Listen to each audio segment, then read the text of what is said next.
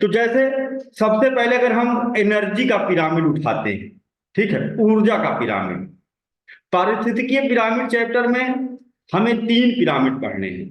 तो पहले हम उनको कैटेगराइज कर लेंगे, और उसमें जो सबसे सरलतम है पहले वहां से स्टार्ट करेंगे, ऊर्जा के पिरामिड से प्रारंभ करेंगे। तो एक होता है आपका संख्या का पिरामिड,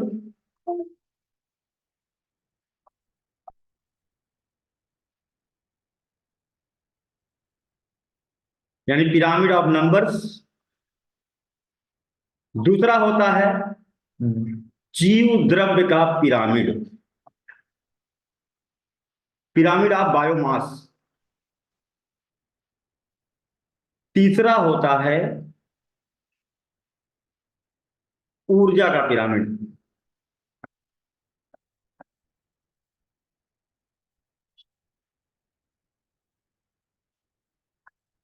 पिरामिड ऑफ एनर्जी।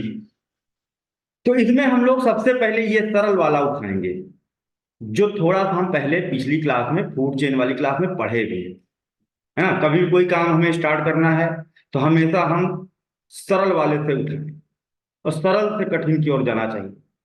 तो कहें कठिन से भी उठा सकते हैं, कठिन से उठाएंगे तो हमारा कॉन्फिडेंस गड़बड़ हो जाए, है ना। क्योंकि हमें क्या है, कितना भी करेंगे कुछ ना कुछ गड़बड़ होगा, फिर हम एरर होगी। तो हमेशा हमें सरल से कठिन की ओर चलना है। अगर सरल से कठिन की ओर चलेंगे तो कभी भी कठिन आपको मिलेगा ही नहीं। उसका कारण है कि जब आप सरल से कठिन की ओर जाने लगते हैं तो हर चीज ऐसे सरल होती चली जाती है कि फिर कभी पता नहीं चलता कि कठिन कहाँ था। ठीक है, उठाते हैं पहला टॉपिक, ऊर्जा का पिरामिड, पिरामिड ऑफ एनर्जी।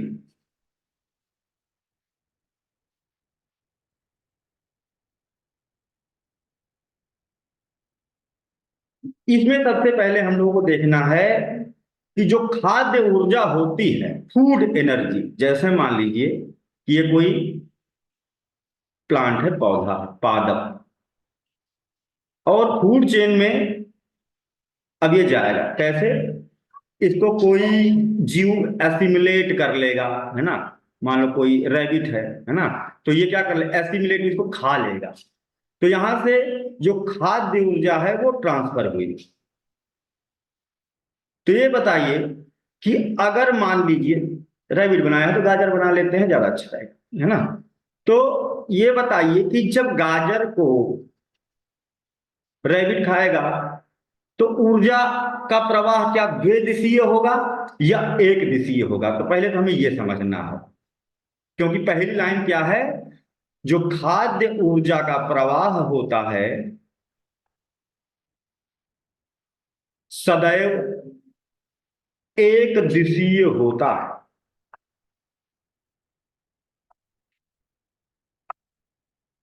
ठीक है, flow of food energy is always कैसा, मोनोडायरेक्शनल है, एक दिशा में होगा, वो एनर्जी इधर ही आएगी। ठीक है, फिर उसके बाद इसको कोई जानवर खा लेता है ना, जो आपके सेकेंडरी कंज्यूमर्स में आते हैं, द्वितीयक उपभोक्ता। तो उसके पास भी ऊर्जा का फ्लो होगा, वो भी एक दिशीय होगा। कितना होगा यही देखना है, कैसे होगा यही देखना है। तो जो जितने भी ट्रॉपिक लेवल्स हैं, पोषण स्तर हैं, तो प्रत्येक पोषण स्तर पर जो ऊर्जा का प्रवाह होता है वो कितना होता है। ठीक है, तो ये पिरामिडल स्ट्रक्चर से हम आसानी से समझ सकते हैं। तो किसी भी पिरामिड का आधार हमेशा, दूसरी शर्त, पहला तो था एक दिशीय, दूसरी शर्त ये होती है कि सदैव जो आधार बनेगा, सदैव जो आधार बनेगा वो क्या होगा, पादप प्रजाति होगी। ठीक है, किसी भी क्षेत्रीय पारिस्थितिक तंत्र में, है ना,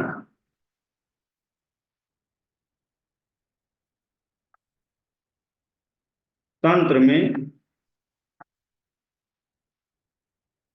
पारिस्थितिकीय पिरामिड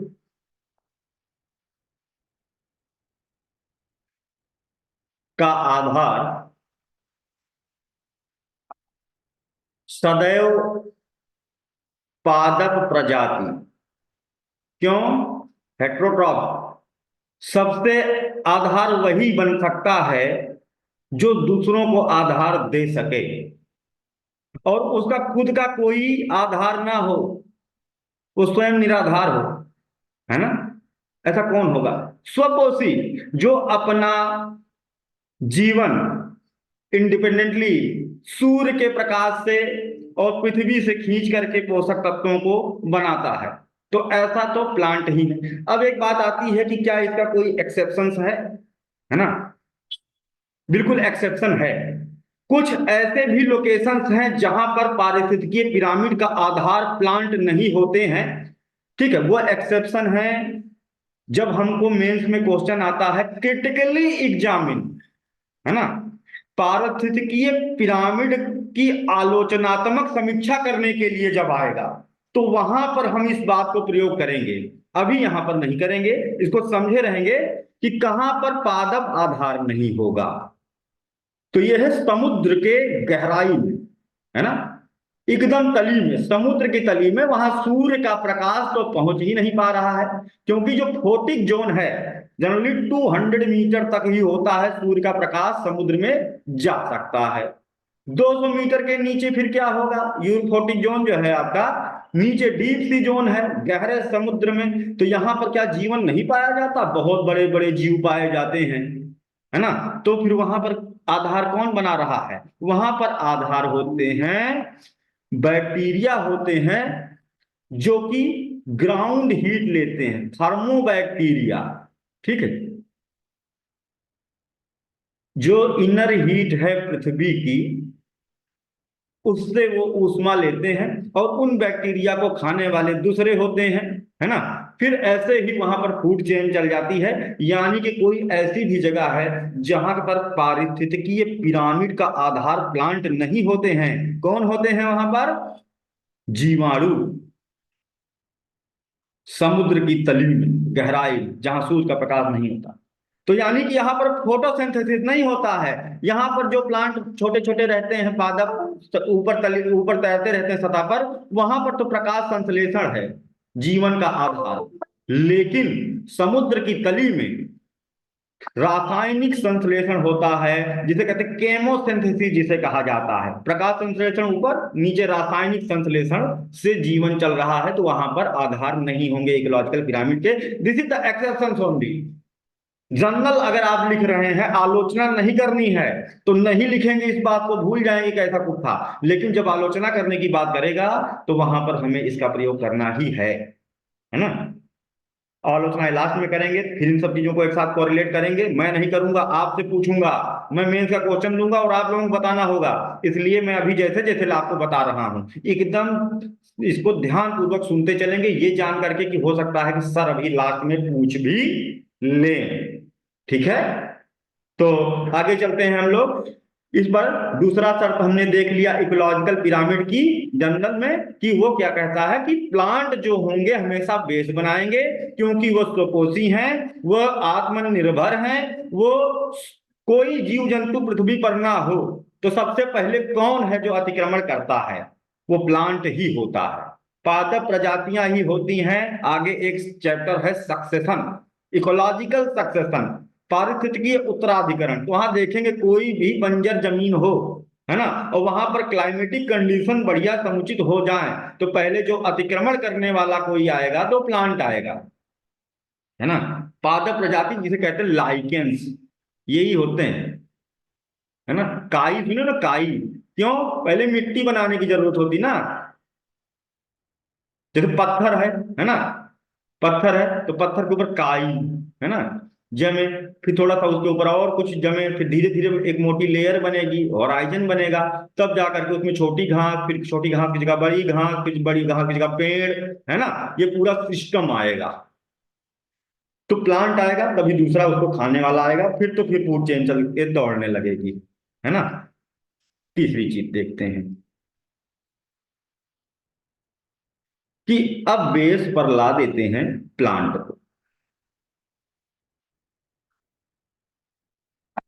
ये पादप प्रजाति हैं, पौधे, हेट्रोट्रॉफ्स स्वपोषी, अपना भोजन स्वयं बनाने वाले। इनके ऊपर जो बेस क्रिएट कर रहे हैं कौन करेगा वेस्ट क्रिएट? प्राइमरी कंज्यूमर, प्राथमिक उपभोक्ता।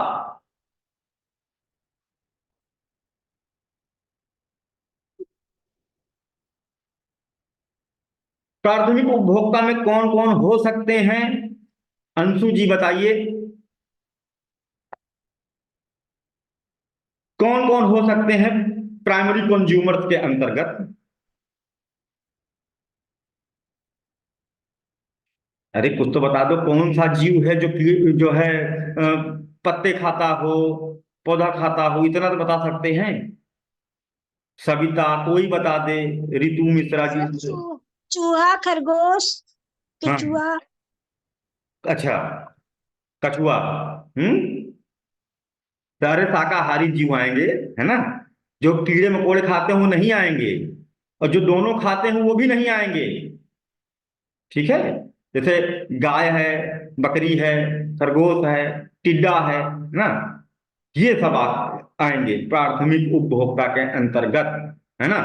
अब इनके ऊपर जो बेस बनेगा, सेकेंडरी कंज्यूमर, जो इन्हें खाते हैं, है ना, शाकाहारियों को खाने वाले।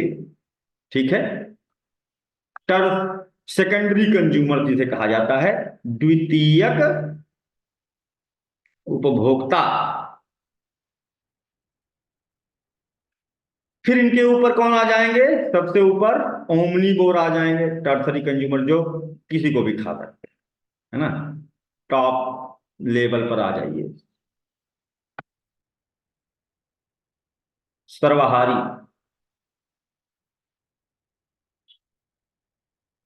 तो अब यहां पर जो ऊर्जा का बहाव है वही हमें एनालाइज करना होगा। मान लीजिए कि यहां पर जो पौधा था उसने सूर्य के प्रकाश की उपस्थिति में अपना भोजन बनाया। कितना? मान लीजिए इसने भोजन बनाया, है ना। कैसा, कितना बनाया? 1000 कैलोरी। एनर्जी का पिरामिड यही कैलकुलेट कर रहा है। 1000 calorie energy produce by the plants in given time. अब इसको किसी ने क्या कर लिया? प्राथमिक उपभोक्ता ने इसे भक्षित कर लिया। तो अब इसको कितना एनर्जी ट्रांसफर होगा? तो only 10% energy transferred in each and above trophic levels. प्रत्येक पोषक स्तर में जो ऊर्जा का स्थानांतरण हो रहा है वो कितना हो रहा है? 10% केवल। जितना इसने एनर्जी बना केवल 10% उसको मिलेगा जिसने उसको खाया। और इसी तरह से जब मान लो इसको कोई खा ले तो उसको कितना मिलेगा? 10%। इसको भी केवल मिलेगा, यानी कि 1000 का 10 कर लेंगे तो इधर आ गया 100 कैलोरी, इधर 10 कैलोरी, और इधर 1 कैलोरी, है ना। शाकाहार बनिए, निरोग रहिए, ज्यादा ऊर्जा मिलेगी, है ना। देखिए ना, हाथी गेंडा कितना एनर्जी वाला होता है कि नहीं। इससे क्या, जो लोग कहते हैं कि मांसाहार करने से ज्यादा एनर्जी बढ़ मिलता है, कहाँ मिलता है भाई, है ना। बाघ है, शेर है, सब यूनाइट होकर के किसी का शिकार कर लेते हैं, मान लो। हाथी से लड़ जाए तो अकेले जीत पाएंगे? नहीं जीतेंगे ना।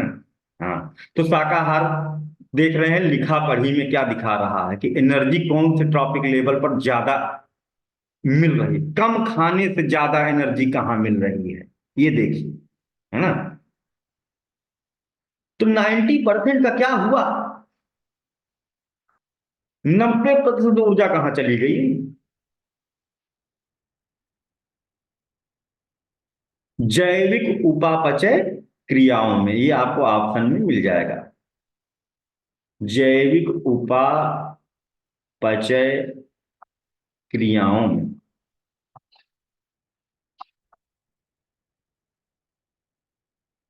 ये क्या होता है? मेटाबॉलिक एक्टिविटीज जो है, मेटाबॉलिज्म।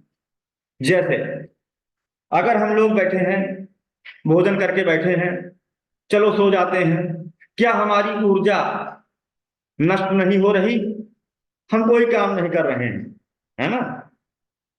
सांस ले रहे हैं, फेफड़े वर्क कर रहे हैं, हृदय वर्क कर रहा है ना, आंख काम कर रही है, दिमाग काम कर रहा है ना।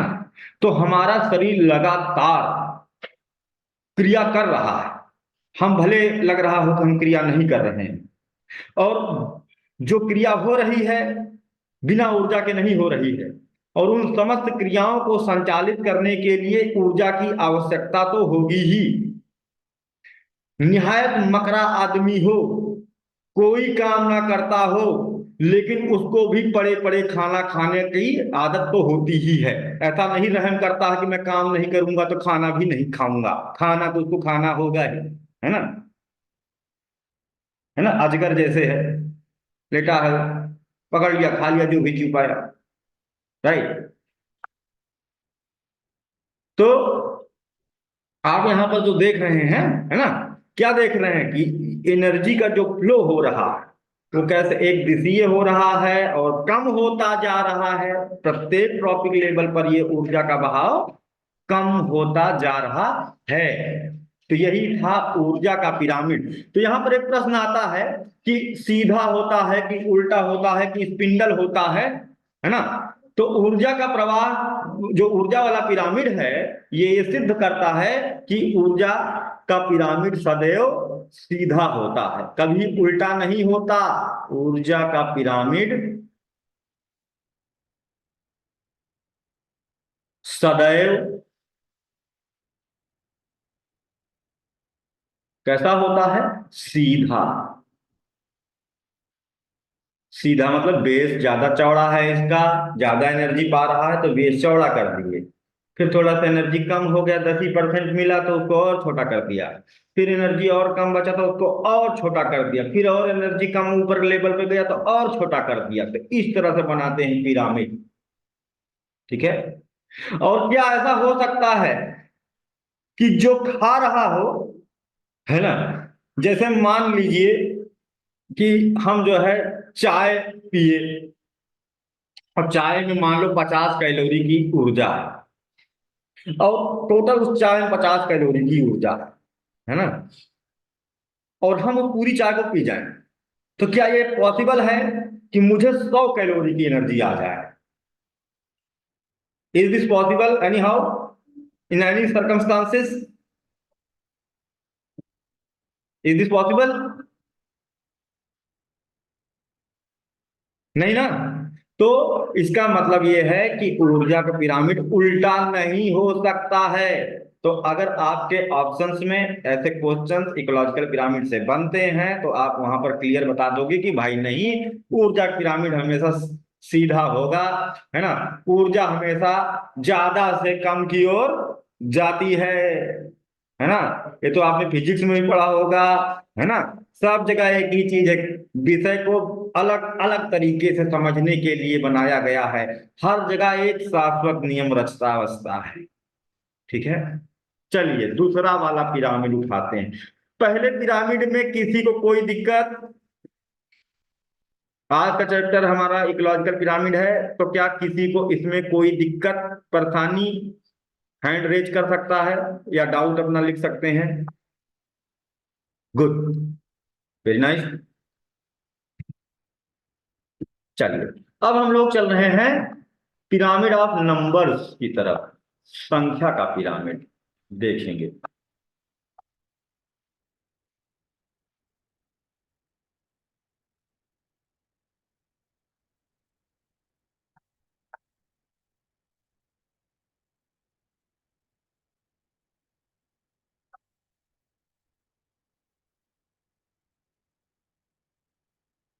इसमें हमें ये नहीं देखना है कि कौन कितना ऊर्जा ट्रांसफर कर रहा है, किस पोषक स्तर। इसमें हमें देखना है कि अगर, जैसे, पढ़ना नहीं देखना है। इमेजिन कर लीजिए अगर आज आप कहीं घूमने बाहर निकले हैं तो उसको भी देख सकते हैं।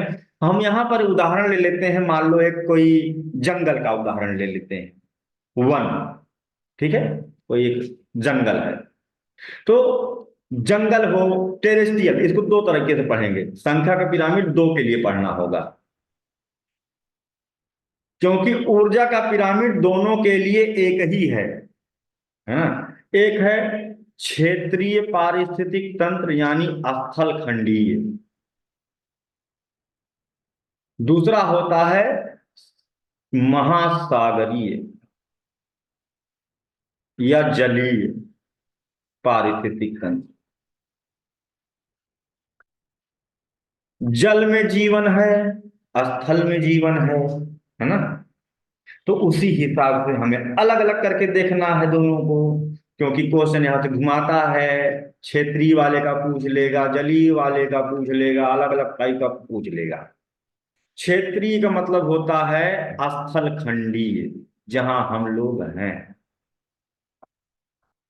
तो इसमें दोनों में सबसे पहले हम लोग उठाएंगे कि क्षेत्रीय वाला जो पिरामिड है, संख्या का देखते हैं कि कितने तरीके का ये हो सकता है।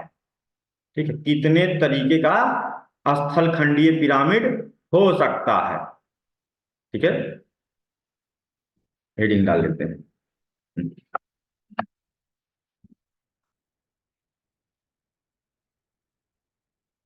संख्या का क्षेत्रीय पिरामिड।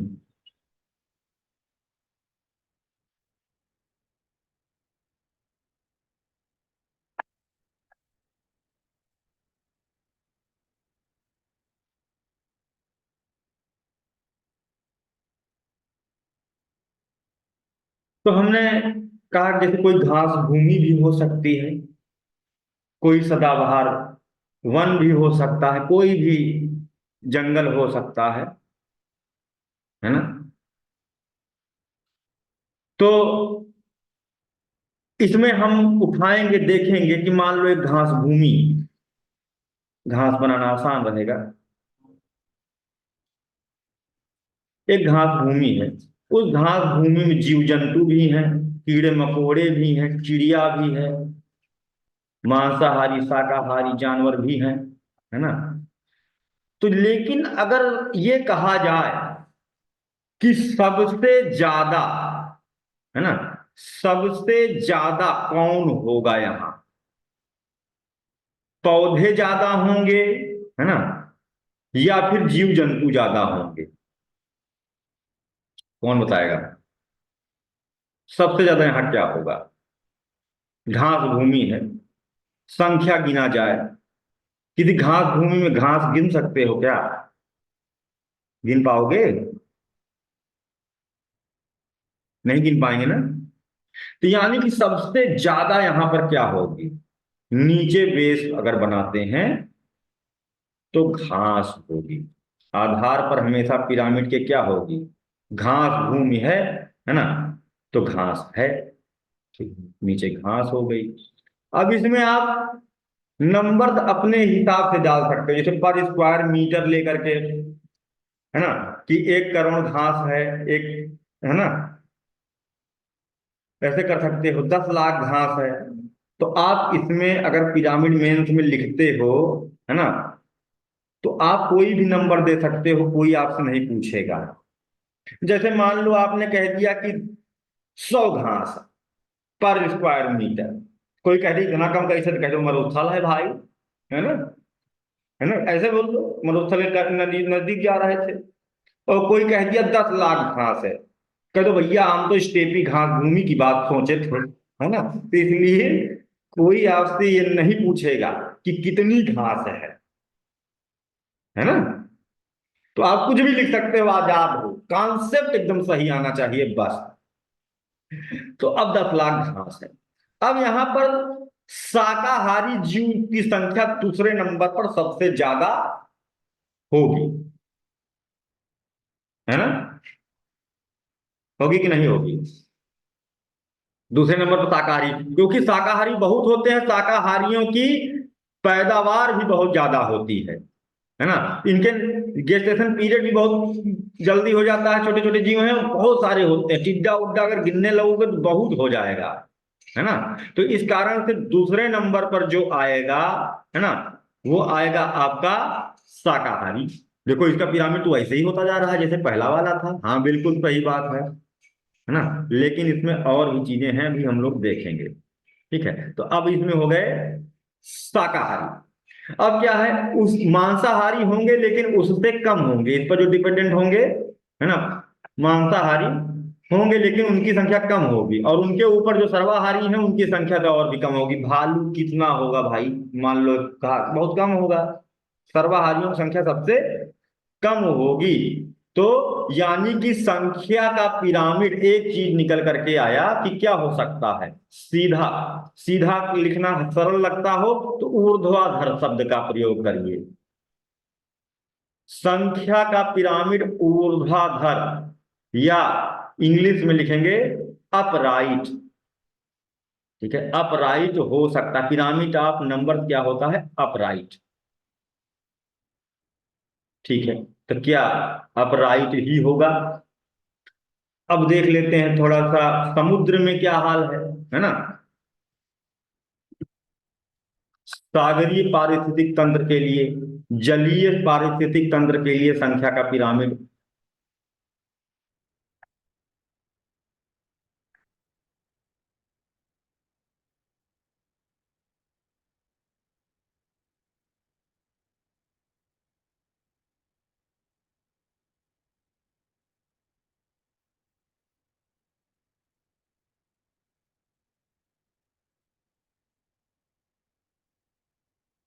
जलीय पारिस्थितिक तंत्र हेतु संख्या का पिरामिड देख लेते हैं हम लोग। ठीक है, अब उठा लेते हैं कोई तालाब, है ना, कोई तालाब ही उठा लेते हैं। आपके घर के बगल की तालाब को इमेजिन करिए। हमारी जो मेमोरी होती है ना, वो कैसी होती है, फोटोग्राफिक होती है। तो अगर हम किसी भी चैप्टर को विजुअलाइज करके पढ़ेंगे तो वो हमारे दिमाग में बड़ी ही सुगमता के साथ स्टोर होगा। ये एक तालाब है, और तालाब में सबसे ज्यादा अगर कोई चीज देखने को मिलेगी तो सबसे ज्यादा नन्हे नन्हे नन्हे नन्हे, है ना, फाइटोप्लैंक्टन, डायटोमस, एल्गी वगैरह वगैरह देखने को मिलेंगे, यानी कि प्लांट नन्हे नन्हे नन्हे नन्हे होते हैं, टाइनी एकदम से। जो पानी तालाब का रंग कभी देखे हो, हरा हरा, है ना, तो वो क्या है, काई, है ना। तो यानी इधर बना लेते हैं पिरामिड कि हाँ भाई, इसमें भी सबसे ज्यादा संख्या में, मान लो एक तालाब में 1 करोड़, है ना, 1 मीटर में, पर स्क्वायर मीटर में अगर देखोगे तो लगभग 1 करोड़, ये 1 बिलियन भी हो सकते हैं, है ना। हमने कहा यहाँ नंबर से कोई ताल्लुकात रखने की कोई जरूरत नहीं है, जो भी इमेजिन करके बोल दोगे वही सही है ना। तो सबसे नीचे बेस क्रिएट करते हैं कौन से, वही पहले की तरह ही, है ना। अब इनको कौन खाते हैं, इनको खाते हैं जो पौधे हैं पादप प्लवक, है ना, जैसे यह पादप प्लवक है, ये पौधा है बहुत छोटा सा। इसको खाने के लिए होते हैं छोटे छोटे से जंतु प्लवक।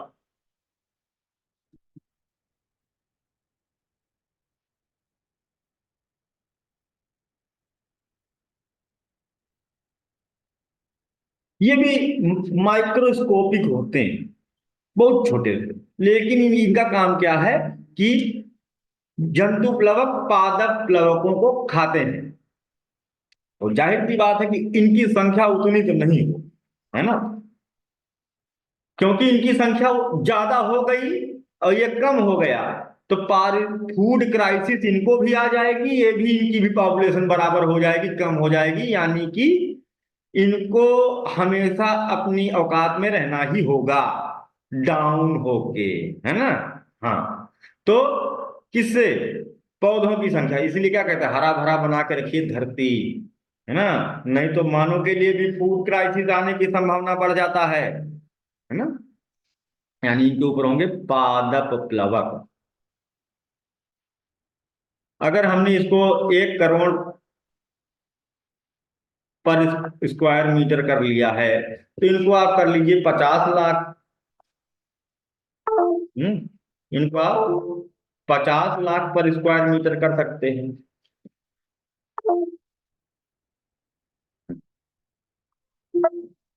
चलिए, अब इनको खाने वाली होती हैं छोटी छोटी मछलियां, बहुत नन्ही नन्ही, टाइनी फिशेस, है ना। ये सब इनको खाएंगे, चलो इनको रख दो ऐसे, छोटी मछली।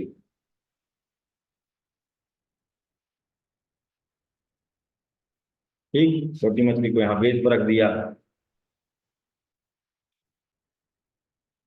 फिर उसके बाद हम एकदम ऊपर रख देते हैं बड़ी मछलियां।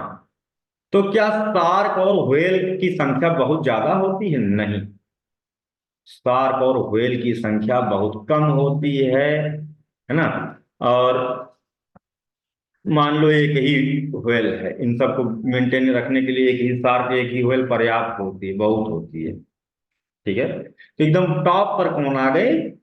बड़ी मछलियां, जो टॉप कंज्यूमर। देखो व्हेल कर लो, लिख दो, कोई दिक्कत नहीं, एक तो लिख दो, बहुत है ना। 30 का पिरामिड भी तो क्या हो गया? अपराइट, यानी जलीय पारिस्थितिक तंत्र का पिरामिड ऊर्ध्वाधर भी होता है। भी क्यों कहा? क्योंकि और भी कुछ होता है।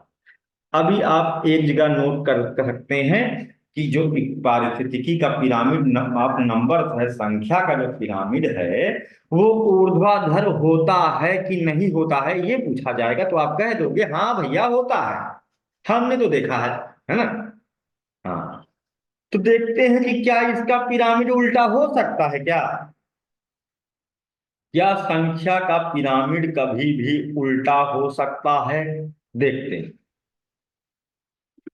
चेक करेंगे कि हो सकता है कि नहीं। उल्टा पिरामिड कैसे होना चाहिए कि एक इसका बेस हो, नीचे की तरफ पिरामिड को आप त्रिभुज के आकार में भी बना सकते हो। मेंस जब लिखेंगे तो त्रिभुज बनाएंगे, क्योंकि वहां पर ये जल्दी से तैयार हो जाता है ना। ये 3 लाइन खींचे तैयार हो गया, है ना। और उसमें पूरा ऐसे बनाया, ऐसे बनाया, वो तो मैं समझने के लिए बनाया क्योंकि मेरे पास समय है। जब आप बैठोगे मेंस लिखने तो आपके पास उतना समय नहीं होगा, है ना। तो चलिए उल्टा चेक करना है कि उल्टा होता है कि नहीं। संख्या का उल्टा पिरामिड,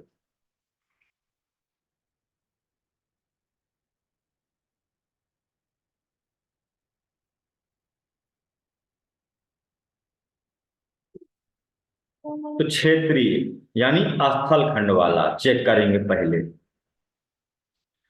तो उसको चेक करने के लिए हमने क्या कर लिया, एक तो पेड़ बना लिया, एक वृक्ष तैयार कर लिया हमने। ये, तो इस पेड़ की संख्या कितनी है? सिंगल, एक है। अब ये बताइए, थोड़ा सा आप लोग बोलिए, है ना, साथ ही साथ मेरे, ऐसे अपने मन में जो आ जाए। ये बताओ इस पर कितनी चिड़िया हो सकती हैं एक पेड़ पर? जो कह दोगे वही मान लूंगा आज मैं, है ना। बढ़िया मूड में हूं, मान लूंगा, चलो बताओ। 10। हाँ, रितु मिश्रा जी ने बताया 10। बिल्कुल सही कहा, 10 चिड़िया बैठा देते हैं इसके ऊपर। 10 चिड़िया बनाने में बहुत मेहनत पड़ेगा, इसे एक तो चिड़िया बना देता हूँ, समझ लेना, आप लोग बहुत समझदार हैं वैसे भी, है ना। और मैं लियोनार्डो दा विंची तो हूं नहीं भाई, है ना। चलो, ये एक तो चिड़िया, इनकी संख्या 10। कौवा बना दूंगा तो आसान रहे, नहीं रहने दो। ठीक है, तो 10 है इनकी संख्या, यानी ज्यादा हो गया।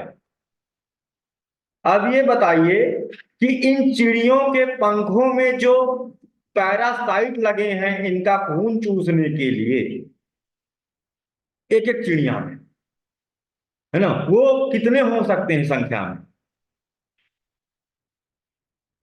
कितने हो सकते हैं? 20 सर, हाँ, 20। कितना? 20। 30।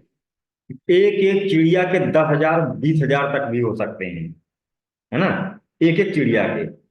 पैरासाइट जो होते हैं, जो जैसे जैसे हमारे शरीर में भी पैरासाइट होते हैं ऊपर भी, एक्टो पैरासाइट जो होते हैं शरीर के ऊपर, जैसे जूं जिसे कहते हैं, है ना, टिश्यू, इसी तरह से इनके भी लगे होते हैं, छोटे छोटे नन्हे नन्हे होते हैं, इनके पंखों में चिपके रहते हैं, इनके कानों में चिपके रहते हैं, और इनका बेचारे चिड़ियों का खून पीते रहते हैं। परजीवी जिन्हें कहते हैं, छोटे छोटे परजीवी। तो उनकी संख्या, एक एक चिड़िया पर अगर हम 100 भी मान लें तो काफी हो जाएगा, है ना, 1000 के करीब। तो ये है कौन? पैरासाइट, छोटे वाले पैरासाइट जो इनके ऊपर लगे हुए हैं इनका खून पीने के लिए। इनकी संख्या इनसे ज्यादा होगी, 1000 कर लेते हैं परजीवी।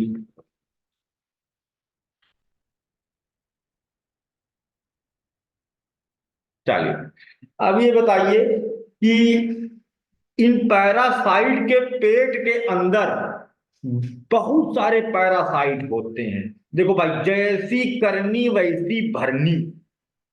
तुम किसी का खून पियोगे तो तुम्हारा भी खून कोई ना कोई एक दिन पिएगा। मानते हैं कि नहीं इस बात को? कितने लोग मानते हैं? चलो हाथ उठाइए। अगर आपने किसी का शोषण किया तो 100% प्रकृति आपका ऐसी व्यवस्था बनाएगी कि आपका शोषण जरूर होगा। ठीक है? तो इसलिए हमें इस बात से क्या शिक्षा मिलनी चाहिए? अगर हम चाहते हैं पैरासाइट से बचना, तो हमें कभी भी पैरासाइट बनना नहीं है। नहीं तो इनके हाल देख लो। ये परजीवी 1000 है तो इनके ऊपर 10 करोड़ बहुत नन्हे नन्हे हैं, इनके पेट के अंदर हैं। करोड़ों की संख्या में पैरासाइट हैं। प्रोटोजोआ भी हो सकता है इनके अंदर, बैक्टीरिया हो सकता है ना, कुछ भी हो सकता है, तरह तरह के, है ना, पैरासाइट हो सकते हैं। कुछ फायदेमंद होते हैं, कुछ नुकसानदायक होते हैं। कोई जरूरी नहीं है कि पैरासाइट हमेशा नुकसानदायक हो। जैसे मानव के शरीर में इकोलाई नाम का एक होता है ना, जो कि विटामिन के का संश्लेषण करता है, और इसकी कमी से विटामिन के की कमी हो जाती है, पूछा भी गया है। और विटामिन के की कमी क्या काम करता है विटामिन के? कोई बता दे। आपको पढ़े होंगे साइंस बायोलॉजी की क्लास में, तो बता दो। रक्त हाँ जी। रक्त हाँ, बहुत अच्छा, है ना। ये रक्त का थक्का जमाता है। अगर अगर विटामिन के की कमी हो जाएगी तो क्या हो जाएगा? कौन सा बीमारी हो जाता है? स्टेट टीचर भी पूछ चुका है, एसएससी भी पूछ चुका है। हीमो या हेमोफीलिया। ग्लोबुलिन कमी हो जाएगी। हाँ, विटामिन के की कमी हो जाएगी तो हेमोफीलिया हो जाता है ना, रोग है। पूछा भी गया कौन सी विटामिन की कमी से हीमोफीलिया हो जाता है। तो ये भी बेचारा पैरासाइट है ना। तो लेकिन फायदा दे रहा है मानो, क्योंकि विटामिन के ही एकमात्र ऐसा विटामिन है जो कि पौधों से नहीं प्राप्त होता मानव को। पौधों से प्राप्त नहीं होता, है ना। ये जंतु से प्राप्त होता है। जंतु के पेट में जो इकोलाई है यही क्रिएट करता है खुद से। परजीवी बुरे भी नहीं होते इतना भाई, है ना। डिपेंडेंट है तो कुछ मेहनत भी कर रहे हो सकता है, कुछ फायदा ही दे रहा हो, है ना। सिम्बियोटिकली अटैच भी कुछ होते हैं। यहाँ पर हम जनरल की बात करेंगे तो वहां पर बात करेंगे, कोई एक्सेप्शन की बात नहीं करेंगे, क्योंकि एक्सेप्शन जहां पर लगाए जाते हैं वहीं पर इकोलॉजिकल पिरामिड की क्रिटिकल एनालिसिस स्टार्ट हो जाती है। 1 करोड़ कर लेते हैं। तो यानी कि हमने देखा कि जो पिरामिड ऑफ नंबर्स है, ये क्या हो सकता है? इन्वर्टेड हो सकता है कि नहीं? इन्वर्टेड मतलब उल्टा, कि नीचे बेस मोटा ना हो इसका, छोटका सा हो और ऊपर फैला हो, नीचे से ऊपर की ओर फैलता जा रहा हो। तो संख्या का पिरामिड इन्वर्टेड हो सकता है कि नहीं? तो कहेंगे हाँ भाई, उल्टा भी हो सकता है, सीधा भी हो सकता है। क्लियर यहां तक? उल्टा सीधा दोनों हो सकता है संख्या का पिरामिड। तीसरा देख लेते हैं कि क्या और किसी तरह का हो सकता है। स्पिंडल, शंक्वाकार। ठीक है, संख्या का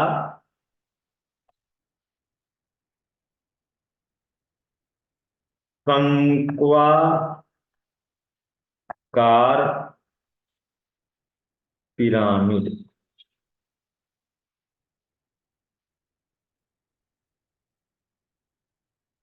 ठीक है, इन्वर्टेड होगा ये। कैसे? स्पिंडल जिसे कहते हैं।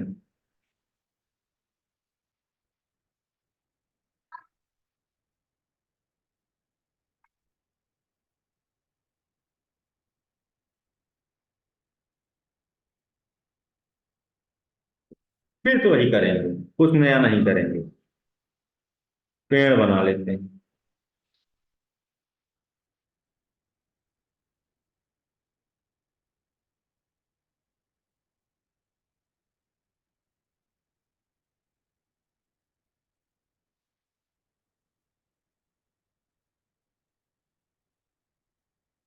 फिर तो वही चिड़िया बैठा देते हैं ना, जो आप बताई थी 10, है ना, रितु जी ने बताया था शायद।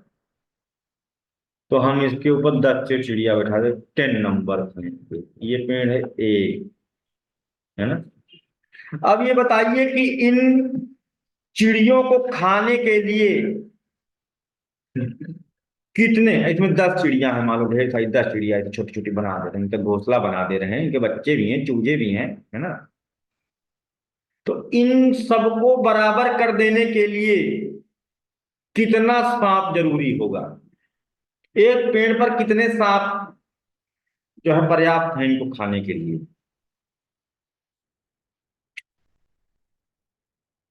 एक सिंगल बढ़िया बना करके सांप अपना रहता है, या दो हो जाएगा तब भी कम ही रहेगा, है ना। और जहां चिड़िया जाती है घोंसला छोड़ करके, वो आके अपना काम कर जाता है। एक सिंगल स्नेक जो इस पेड़ में घोंसला बना के रह रहा है ना, इन सब को खा सकता है अकेले। कई दिन में खा लेगा, कोई बात नहीं कि एक ही दिन में खाए, लेकिन खा, इनकी पॉपुलेशन को मेंटेन करने के लिए ये स्वयं में पर्याप्त है। तो यहां पर हमने देखा क्या, लट्टू, है ना। ठीक है, लट्टू जैसी जो आकृति हमें देखने को मिल रही है, यही स्पिंडल यानी संख्या का पिरामिड शंक्वाकार हो सकता है। क्लियर? अब यहां से जो प्रश्न बने हैं, ठीक है, निम्नलिखित में से आंसर करेंगे आप लोग। निम्नलिखित में से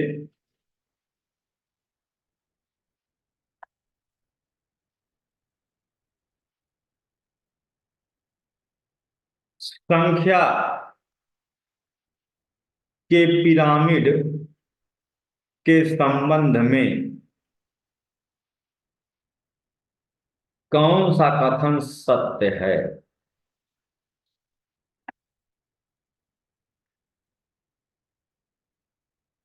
सा या से लिख देता है ना, ताकि आप लोग केस ना कर सको बात पकड़ करके, है ना। पहला, यह सदैव ऊर्ध्वाधर होता है।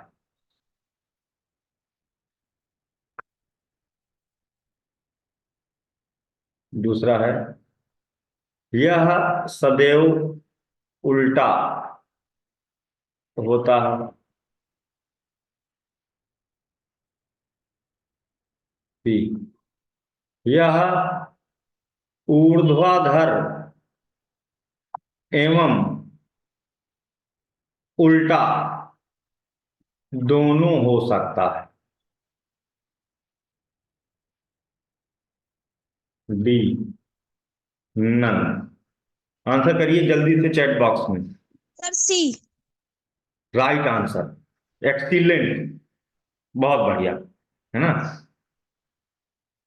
अगर इसी में हम कर देते ऐसे, एक बना देते स्पिंडल, और अच्छा ये बताइए कि पहला वाला आपको कहां से गलत लग रहा है, क्यों? एक चीज देखो, यहाँ एक शब्द लिखा हुआ है, क्या? सर सदैव। सदैव। रितु जी आप जो है यहाँ अभ्युदय से हैं क्या कि बाहर से हैं? बहुत अच्छा आपका नॉलेज है। सर उधर से। हाँ, सर आप उधर से हैं। अच्छा अच्छा अच्छा अच्छा, बहुत अच्छा, एक्सीलेंट नॉलेज लेवल, बहुत बढ़िया, गुड। तो यहाँ पर क्योंकि मोटी बातें हैं ये सब, है छोटी छोटी मोटी मोटी बातें, सदैव शब्द है ना, यही गलत कर देता है। और सिविल में क्वेश्चन ऐसे बनते हैं कि आपको देखने में छोटन लगे, घाव करे गंभीर, है ना। तो हमें उस तरह के प्रश्नों के लिए भी अपने आप को तैयार रखना होगा। ठीक है, क्लियर हो गया बात, आगे बढ़ जाएं हम लोग। तीसरा टॉपिक की तरफ बढ़ते हैं, जो कि आज का इकोलॉजिकल पिरामिड का अंतिम टॉपिक होगा, जिसे कहते हैं पिरामिड ऑफ बायोमास। यहां तक अगर किसी को कोई दिक्कत हुई हो तो फिर से पूछ सकता है। चलिए, जीव द्रव्य का पिरामिड।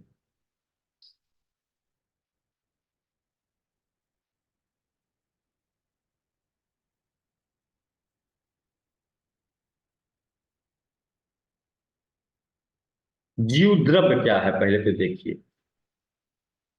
हम्म,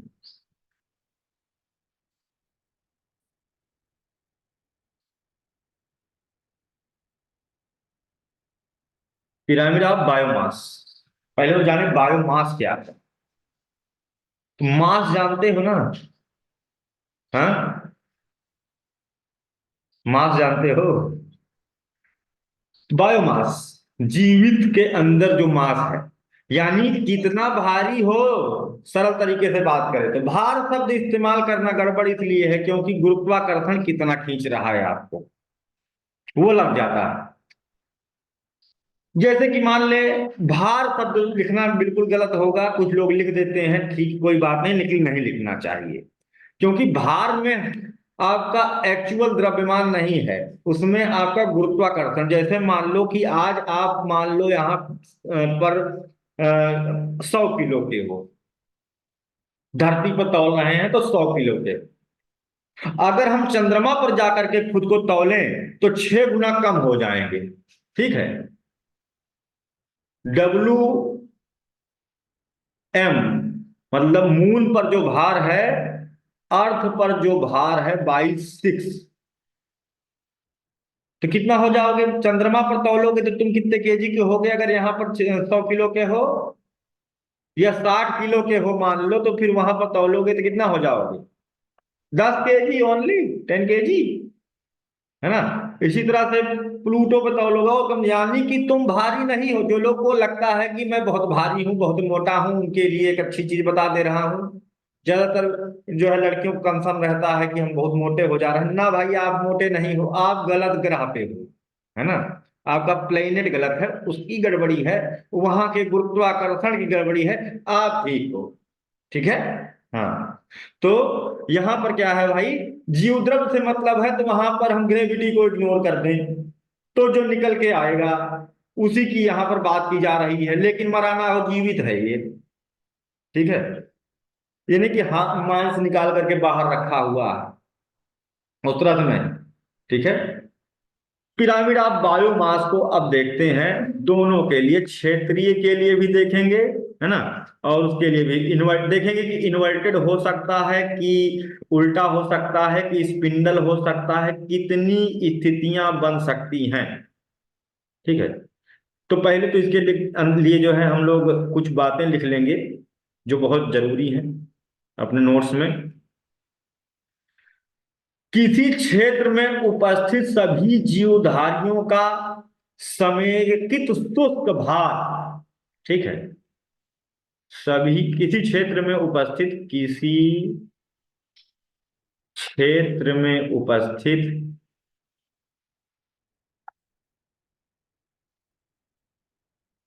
सभी जीवित जीवधारियों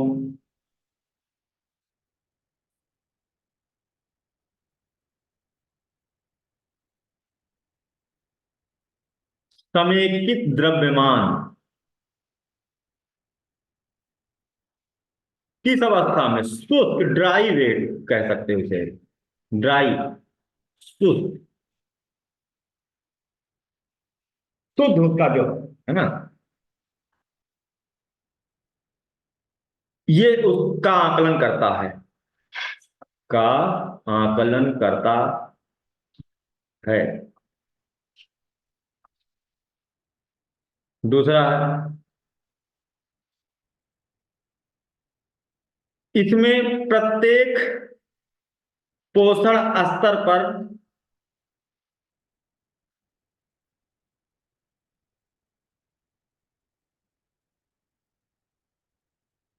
समेकित भार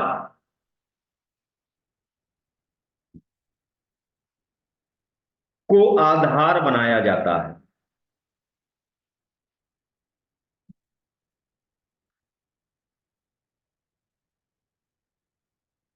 ठीक है, समेकित सुस्त भार आप समझ लीजिए। भार तो शब्द आपको किताबों में लिखा मिल जाएगा, लेकिन वो पूर्ण शुद्ध शब्द नहीं है, लेकिन आपको समझने के लिए मैं यहाँ पर भार शब्द लिख रहा हूं ताकि कंफ्यूज ना हो जाइए। ठीक है, अब हम आते हैं स्ट्रक्चर पर। सबसे नीचे कोई जंगल है, तो उस जंगल में अगर हम ईच ट्रॉपिक लेवल, अभी दूसरी लाइन लिखाया था, यानी कि जब पौधे की बात करेंगे तो केवल पौधा तौलेंगे, इसलिए दूसरी लाइन भी ज्यादा महत्वपूर्ण है कि नीचे जो लेवल पर पौधे को तौलेंगे तो देखेंगे कि सबसे ज्यादा किसी जगह पर पौधा ही होता है। क्षेत्रीय के लिए बात कर रहे हैं, पहला हम लोग पढ़ रहे हैं क्षेत्रीय पारिस्थितिक तंत्र के लिए, स्थल खंड के लिए। इसमें पेपर में जलीय और क्षेत्रीय करके क्वेश्चन बनता है, तो ये भी ध्यान रखना है। जिसमें जल वाला ना बताऊं उसको समझना कि नहीं है, क्योंकि जो है मैं वही बता रहा हूं, है ना। तो क्षेत्रीय पारिस्थितिक तंत्र में अगर हम देखेंगे तो चाहे घास भूमि हो, सारी घास भूमि में अगर कोई बहुत सारे पेड़ पौधे भी होते हैं, ऐसा नहीं कि घास भूमि में केवल घास ही होता है ना। तो बहुत सारा पेड़ पौधा भी होता है। अगर नहीं भरोसा तो भैया डिस्कवरी चैनल देख लो, आप में से कोई है भाई, हमको बड़ा मजा आता है देखने में, इससे जीव जंतुओं की एक्टिविटी के बारे में नॉलेज मिलती है ना। और चाहता भी है सिविल सर्विसेज यूपीएससी, पिछली बार का क्वेश्चन देख लो तो समझ में आ जाएगा कि सच में इसकी चाहत क्या है। क्वेश्चन कैसे बनाया था, किसी ना इराक बरूचा मिलेगा, ना ही किसी किताब में, ना ही किसी कोचिंग के नोट्स में आपको चीज देखने में मिलेगा। क्या पूछ लिया था, निम्नलिखित में से कौन सा जानवर है जो चींटी की मांद में, है ना, घास को पाइप बना करके वो खींचता है, मतलब कीड़े निकाल के खाता है, चींटी खोर। तो जानते हो जो बचपन में वो देखे होंगे हप्पू नामा टाटा एक आता था, क्या आता था उसमें, वो चींटी खोर नहीं था। वो जो उन्होंने देखा था उन्होंने सही कर ले गए थे, कार्टून देखा था जिन्होंने, समझे ना। तो इस तरह क्वेश्चन बनाता है, एक्टिविटी जानवरों की पूछ लेता है। तो यानी कि आपको यूपीएससी आयोग चाहता है कि आप पर्यावरण को पढ़ें नहीं, पर्यावरण को आत्मसात करें। जीव जंतुओं को पढ़े नहीं, जीव जंतुओं के साथ अपने संक्रिया को बढ़ाएं, अवेयरनेस को इंक्रीज करें, और उससे आप जानवरों से प्रेम भी पैदा कर पाएंगे। अगर हम रोज रोज मंकी को कोई एक्टिविटी करते हुए देखें तो हमें तो पहले मंकी कभी अचानक रास्ते में मिल जाएगा तो हमें उससे डर नहीं लगेगा, क्योंकि हम जानते हैं कि आक्रामक नहीं होते हैं। इसी तरह से सांपों की कुछ ही प्रजातियां जहरीली होती हैं, बाकी जहर नहीं होता, लेकिन लोग उन्हें कि हाँ सांप है तो जहर है, उसको मार डालते हैं, है ना। तो साबी सांपों में जहर नहीं होता। तो कुछ लोग कहते हैं कि सर जो धमीना काट लेता है तो लोग मर कैसे जाते हैं, जहर नहीं होता उसके, डर से मर जाते। अगर आप सोचने लगोगे कि हाय राम मुझे बीमारी है, तो ज्यादा नहीं तो 3 से 4 महीना के अंदर वो बीमारी शरीर में पैदा हो जाएगी, श्योर है ना। हमारा जो मन है ये एंटीना होता है, और जो कुछ भी हम सोचते हैं वो हमारे ऊपर, है ना, उसका प्रभाव बनाना शुरू करता है, उस तरह की चीजों को आकर्षित करना शुरू करता है। इसलिए हमेशा हमें क्या रहना चाहिए, बी पॉजिटिव, क्लियर। आगे देखते हैं। तो इधर नीचे चाहे जंगल हो चाहे घास भूमि हो, अगर तौलेंगे तो वहां पर सबसे ज्यादा किसी जगह पर पेड़ पौधे घास फूस का भार ज्यादा मिलेगा। मान लो 1000 kg, 1000 किलो है, ये भी कमी है। एक ही पेड़ कितने कितने किलो का हो जाता है, मतलब 10 10 20 20 कुंटल का तो एक पेड़ निकल के आ जाता है कि नहीं।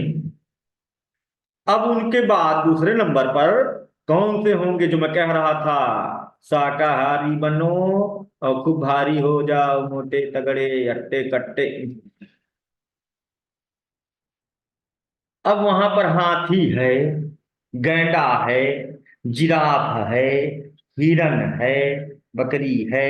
इन सबको तौलेंगे तो इनका भार काफी ज्यादा होगा। चलो 100 किलो पर स्क्वायर, मतलब एक ही जानवर तौल लो, कोई दिक्कत नहीं, लेकिन 1000 तो नहीं होगा। पेड़ पौधों का समेकित भार से तो कम ही होगा। होगा कि नहीं होगा? जहां गलत बता रहे हो तुम लोग बोल भी सकते हो भाई, है ना, क्योंकि ब्रह्मा तो हूं मैं, है ना। बताओगे, कुछ करेक्ट करोगे तो फिर हम तुम्हें करेक्ट करेंगे, है ना। यहाँ पर जानवर है ना। अब उसके ऊपर आ जाते हैं, तो यहां पर हम देखेंगे कि तीसरे नंबर पर जैसे भेड़िया है, लोमड़ी है, सेकेंडरी कंज्यूमर जो है। भेड़िया, लोमड़ी, सियार, ये सब, इनको तोड़ डालिए तो कम होंगे। कर लो 10 kg के हिसाब से कर लो, पर मतलब पूरे एरिया को अगर कवर करके देखेंगे, औसत निकालेंगे, तो उससे भी कम कर लो, जो उनको भी खाने वाले से एक शेर उठा लो, है ना।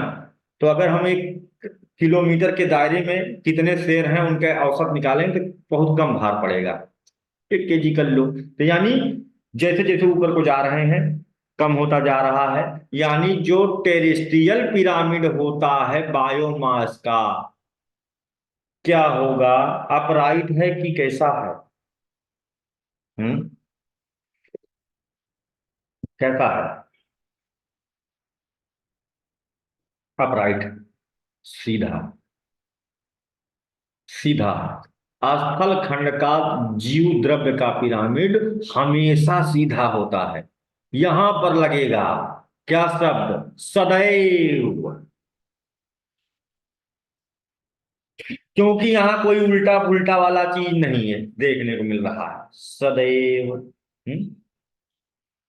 दूसरे नंबर पर अब आ जाते हैं, पानी में भी देख लेते हैं।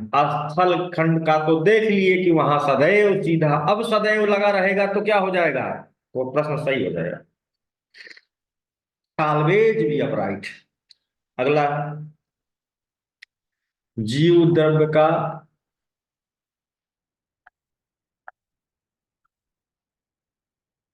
जलीय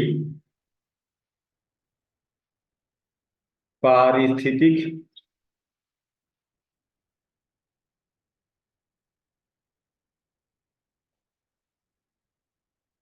पिरामिड।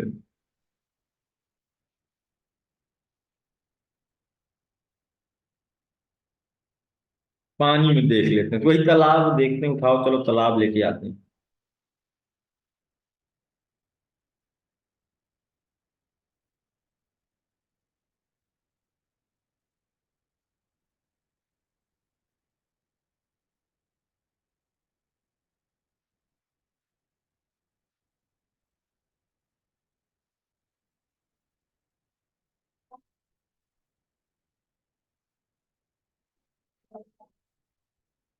अब यहां पर हमने देखा था, चलो इसमें सब बना लेते इकट्ठे तो आसान रहेगा। वही जो पहले बनाए थे, कुछ नया नहीं करेंगे।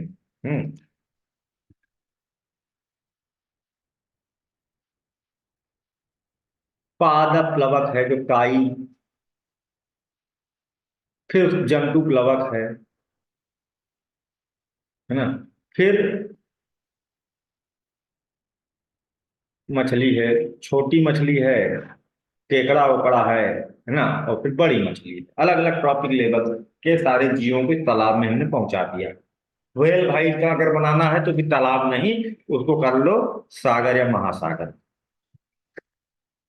कुछ लोग दिमाग लगाने के लगेंगे, कहेंगे कि सर तालाब में कहाँ से व्हेल लाए, बड़ा तालाब बनाओ लाके डाल दो व्हेल, हैं, मर जाएगी, है ना। हम उसकी बात नहीं कर रहे।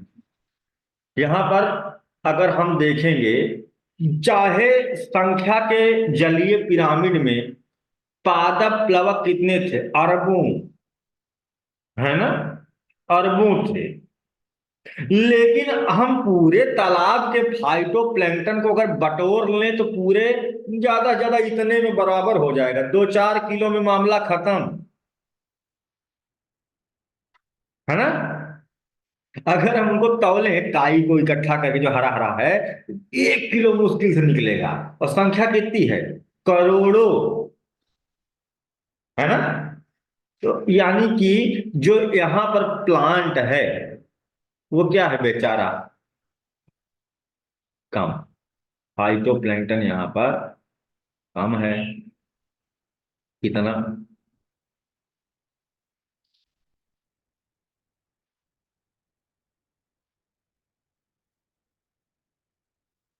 तौल लीजिए, मान लो इसको 10 केजी कर लो, चलो अपने मर्जी से, गर्ल नहीं होता, 10 किलोग्राम कर लो, है ना। आगे देखिए, यहां पर हम केजी क्यों लिख दिया।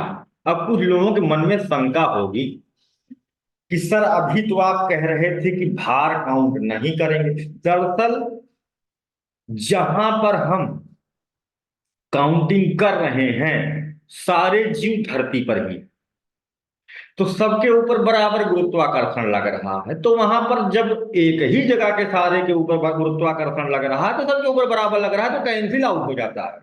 तो यहां पर अगर उन्हें भार में भी काउंट करेंगे तो कोई टेंशन की बात नहीं होती, है ना। जैसे हमने सबको चाय दे दी, मैं पी रहा हूं, लेकिन किसी किसी को एक बिस्किट दिया, किसी को दो, किसी को चार, किसी को पांच।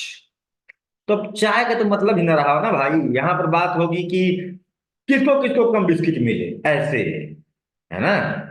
चाय तो सबको मिली, ऐसे समझना इस बात को। चलो, अब हम जंतु प्लवकों को तौलेंगे। तो जंतु प्लवक छोटे छोटे भारी होते हैं पादप प्लवकों से, तो उनकी संख्या भले कम थी, लेकिन अब जो है भार इनका ज्यादा होगा। जंतु प्लवक 20 किलो होंगे ज्यादा ज्यादा, 20 केजी कर लो।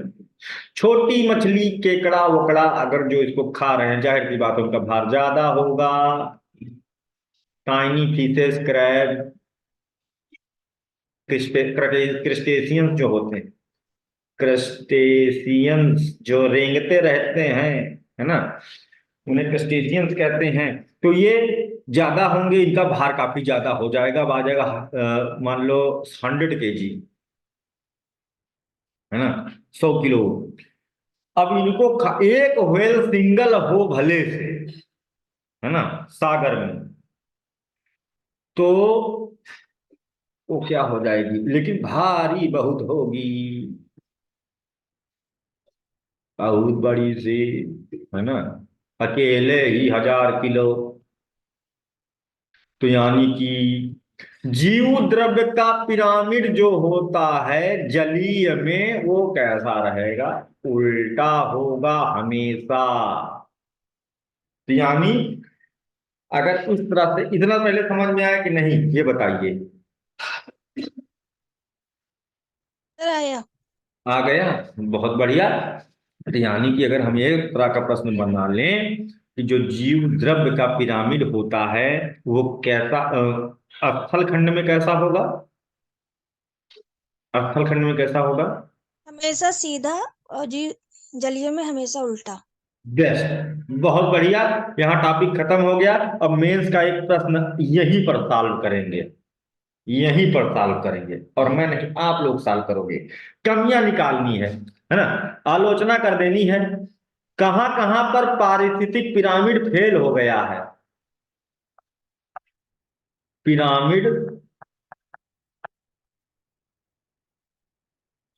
की सीमाएं, सीमाएं मतलब लिमिटेशन, कहां कहां पर इससे चूक हो जा रही, आप लोग बताइए, मैं नहीं बताऊंगा, चलिए।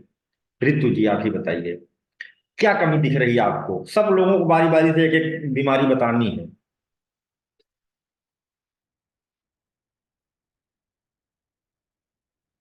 बताइए। पहली चीज तो ये पूरी तरह से फूड चेन पर आधारित है। जबकि अगर असली असली में कोई चीज देखी जाए, कोई जगह देखी जाए, तो एक जीव एक ही चीज नहीं खाता है। मल्टीपल ऑर्गेनिज्म को मल्टीपल ऑर्गेनिज्म खाते हैं, है ना? तो ये खाद्य श्रृंखला पर आधारित है।